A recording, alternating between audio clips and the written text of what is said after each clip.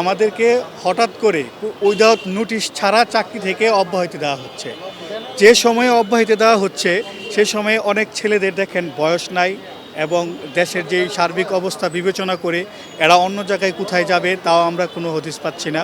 হঠাৎ করে চাকরিচ্যুত হইলে ফ্যামিলির অবস্থা খুব খারাপ, দুর্দশা, এবং সামনে ঈদ আছে। যে কাউকে চাকরিচ্যুত করা হয় তাকে একটা নোটিশ করা হয়, নোটিশ ছাড়া কাউকে চাকরিচ্যুত করা হয় না।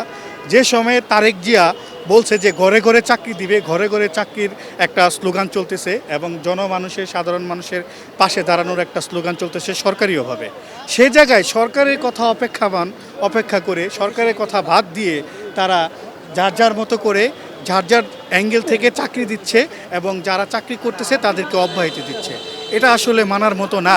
আমাদের প্রায় 100 লোকের মতন বিনা কারণে চাকরিচ্যুত করে দিছে, প্লাস 100 চাকরিচ্যুত সাথে সাথে আবার 100 প্লাস ওনারা নতুন লোক নিয়োগ দিয়ে দিছে। এখন আমরা চাই যে আমাদের সুষ্ঠু বিচার এবং আমাদের যাদের চাকরি অব্যাহতি দিয়েছে সকলকে চাকরি পুনরায় বহাল, যাদেরকে ডিমোশন দিয়েছে স্ব পদে বহাল।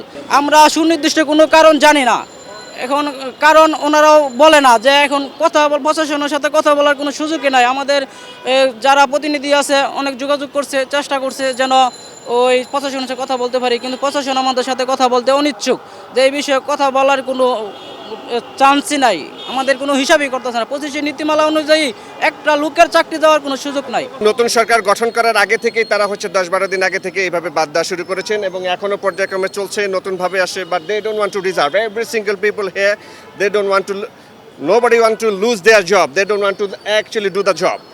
এই মোমেন্টে সরকার ও আমাদের প্রধানমন্ত্রী আমরা তাদের অনেক কথা শুনেছি, খুব সুন্দরভাবে বলছেন আমরা কর্মসংস্থানের ব্যবস্থা করব, কর্মচ্যুত নয়। সেখানে দেখা যাচ্ছে ভিন্নভাবে একটা জিনিস এখানে তৈরি হচ্ছে, সরকারের ভাবমূর্তি নষ্ট হচ্ছে, but we don't want two deserve for this things.